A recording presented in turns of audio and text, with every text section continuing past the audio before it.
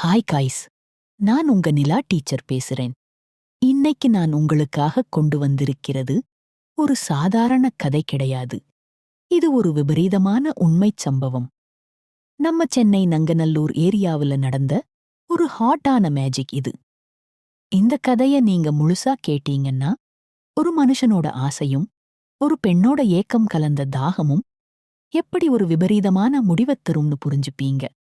வீடியோவை ஸ்கிப் பண்ணாம கடைசி வரைக்கும் பாருங்க. ஏன்னா ஒவ்வொரு வரியிலையும் ஒரு ஆழமான ரகசியம் ஒளிஞ்சிருக்கு. நங்கநல்லூர் சென்னையோட அமைதியான ஆனா ரொம்பவும் அழகான ஒரு ஏரியா. அங்க ஒரு சின்ன தனி வீட்டுல வினோத்குமாரும் அவனோட மனைவி கல்பனாவும் குடியிருந்தாங்க. வினோத் தாம்பரத்தில் இருக்கிற ஒரு கம்பெனியில வேலை பார்க்கிறான். கல்யாணமாகி 2 வருஷம் ஆச்சு. ஆனா அவங்களுக்குள்ள இருக்கிற அந்த ஈர்ப்பு இன்னும் குறையவே இல்லை.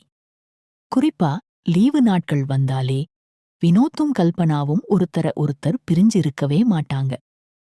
வினோத்தோட சொந்த தம்பி எப்போவும் ரொம்ப தெனாவெட்டா இருப்பான். கல்பனாவோட அந்த அழகான பானையில வெண்ணெய் கடையறதுன்னா அவனுக்கு அவ்வளவு இஷ்டம். விடியற்காலையில ஆரம்பிக்கிற அந்த பஜனை பொழுது சாயுற வரைக்கும் பல ராகங்களா நீடிச்சுக்கிட்டே இருக்கும். அன்னைக்கு ஒரு சனிக்கிழமை மதியம் கல்பனாவுக்கு ஒரு ஃபோன் வந்தது.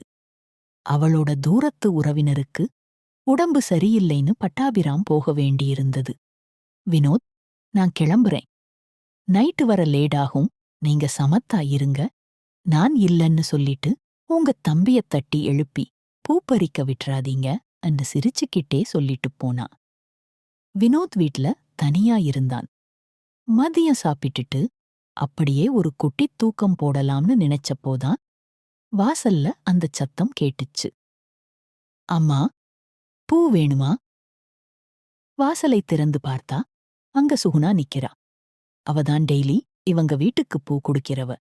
சுகுணா ஒரு சூப்பர் கட்டை, நல்ல உயரம், அந்த உயரத்துக்கு ஏத்த வாலிப்பான உடம்பு. அவளோட அந்த வாழைத்தண்டு கால்களும் ஜாக்கெட்டுக்குள்ள அடங்க மறுக்கிற அந்த பால் பப்பாளிகளும் வினோத்தோட இன்ஜின் சூட்ட லேசா ஏத்துச்சு. அவ குனிஞ்சு பூவை முழம் போடும்போது அந்த பால் பப்பாளிகளோட அழகை பார்த்து வினோத் ஏற்கனவே பலமுறை தன்னோட தம்பியை அடக்கி வச்சிருக்கான். அன்னைக்கும் சுகுணா ஒரு நைசான சிரிப்போட, அம்மா இல்லையா சார், பூ வேணுமா? அம்மா, இன்னைக்கு லீவு நாள்ல பஜனை நடத்த நிறைய பூ வேணும்னு சொல்லியிருக்கிறாங்களே ன்னு கேட்டா.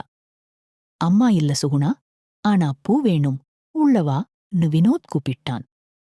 சுகுணா உள்ள வந்ததும் வினோத் பூவை வாங்கி வச்சிட்டு, சில்லற இல்ல சுகுணா, நீ சாயந்தரம் வரும்போது வாங்கிக்கோ நான். சரி சார், நான் ஒரு 7 மணிக்கு வர்றேன்னு சொல்லிட்டு போனா. ஆனா அவ போயும் வினோத்தோட கண்ணு முன்னாடி அவளோட அந்த வாழைத்தண்டுகளும் அவளோட அந்த வளைவு நெளிவுகளுமே வந்து போச்சு. சரியா 7 மணிக்கு சுகுணா வந்தா. அப்போ வினோத் குளிச்சிட்டு ரொம்ப ஃப்ரெஷ்ஷா இருந்தான். கல்பனா ஃபோன் பண்ணி, இன்னைக்கு வர முடியாது, நாளைக்கு காலையில தான் வருவேன்னு சொல்லிட்டா. இந்த விஷயத்தை சுகுணா கிட்ட சொன்னதும் அவ ஒரு மாதிரி விசித்திரமான பார்வை பார்த்தா. ஐயோ, அம்மா இல்லாம இன்னைக்கு உங்களுக்கு அந்த அபிஷேகம் நடக்காதே சார், நீங்க ரொம்ப கஷ்டப்படுவீங்களேன்னு சொல்லி கண்ணடிச்சா. வினோத் மெதுவா ஆரம்பிச்சான். எனக்கு என்ன கஷ்டம், நான் நல்லாத்தான் இருக்கேன். ஆனா சுகுணா விடல. எனக்குத் தெரியும் சார், அம்மா என்கிட்ட எல்லாத்தையும் சொல்லி இருக்கிறாங்க. லீவு நாட்கள்ல நீங்க 2 பேரும் எப்படி பஜனை நடத்துவீங்கன்னு கூட எனக்குத் தெரியும்.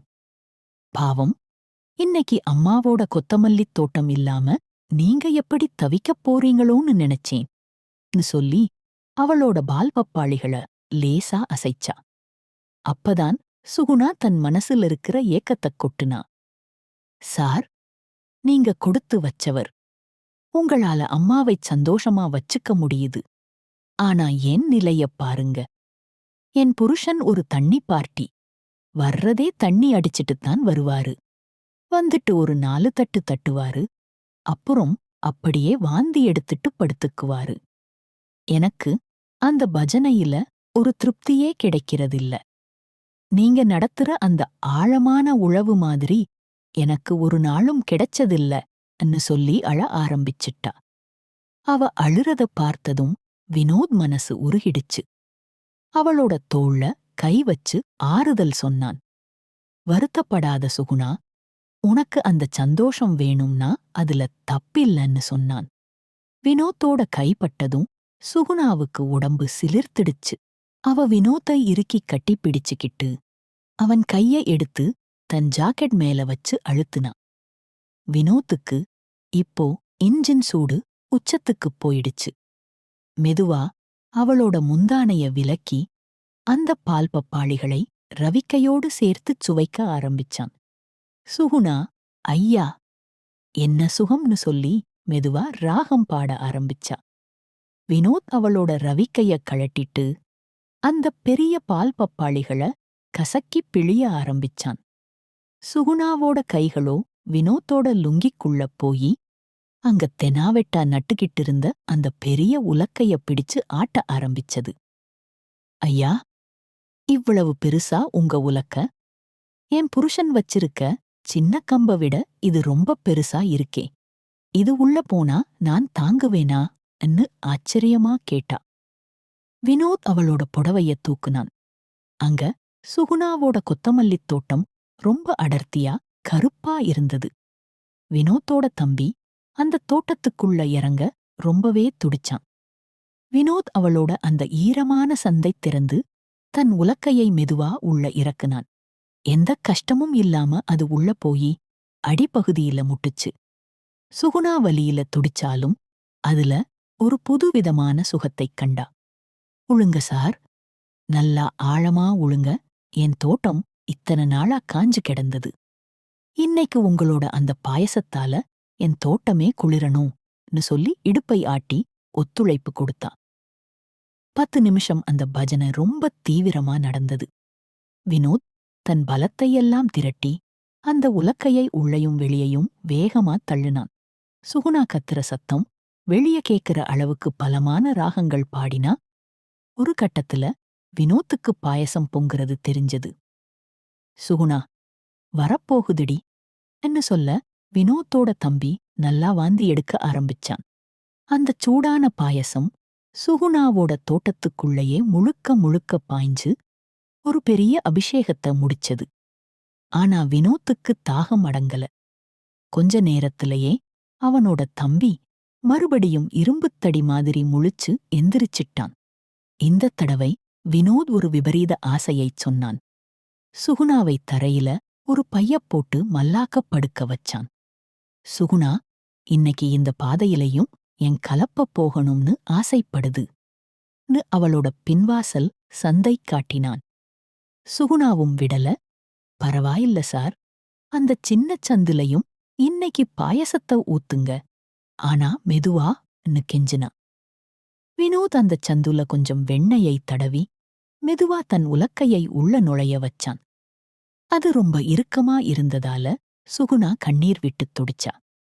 சார், வலிக்குது, ஆனா விடாதீங்கன்னு கத்துனா. அடுத்த 30 நிமிஷம் அந்த புதுப்பாதையில உழவு நடந்தது. முன்னாடி தோட்டத்தை விட இந்தச் சந்து ரொம்ப இறுக்கமா இருந்ததால வினோத்துக்கு தனி சுகம் கிடைச்சது. கடைசியாக 2 பேரும் வேர்த்து விறுவிறுத்துப் போய் இருந்தப்போ வினோத் தன் மொத்த பாயசத்தையும் அந்தச் சந்துக்குள்ளேயே ஊத்தி சுகுணாவை துடிக்க வச்சான். ஐயோ சார், நீங்க மனுஷன் இல்ல, தெய்வம். இந்த ஒரு வாரத்துக்குத் தேவையான அபிஷேகத்தை இன்னைக்கே முடிச்சிட்டீங்கன்னு சொல்லி அவளோட வெண்ணெய் வழிஞ்ச உடம்போட வினோத் நெஞ்சில சாஞ்சுக்கிட்டா. விடியற்காலை ஆகிறதுக்குள்ள சுகுணா தன் உடைகளைச் சரி பண்ணிக்கிட்டு கிளம்பத் தயாரானா. ஐயா, இன்னைக்கு அம்மாவும் வெளிய போயிருக்கிறாங்க. எனக்கும் ஒரு நல்ல பஜனை கிடைச்சது. இது என் புண்ணியம் சார்னு சொல்லிட்டு ஒரு விசித்திரமான சிரிப்போட அந்த தோட்டத்துல இருந்து கிளம்பிப் போனா. வினோத் அன்னைக்கு தூங்கும்போது அந்த பூக்காரியோட தோட்டத்து வாசனையும் அவளோட அந்த ராகமும் அவன் மனசு முழுக்க அப்படியே இருந்தது. பாத்தீங்களா காய்ஸு, ஒரு சாதாரண பூக்காரி வினோத்தோட வாழ்க்கையில அன்னைக்கு ஒரு தேவதை மாதிரி வந்து எப்படி ஒரு மறக்க முடியாத பஜனைய நடத்திட்டு போயிருக்கான்னு. தப்பான பாதையா இருந்தாலும் அந்த நேரத்து தாகம் எப்படி 2 பேரையும் ஒன்னா இணைச்சது பார்த்தீங்களா? இதே மாதிரி இன்னும் பல அதிரடியான ஆழமான கதைகளோட நான் உங்களை அடுத்த வீடியோல சந்திக்கிறேன்.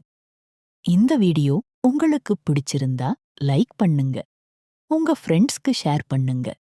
மறக்காம நம்ம சேனலுக்கு சப்ஸ்கிரைப் பண்ணி அந்த பெல் ஐகானை தட்டிவிடுங்க. Until then, bye from your Nila teacher. Take care, guys.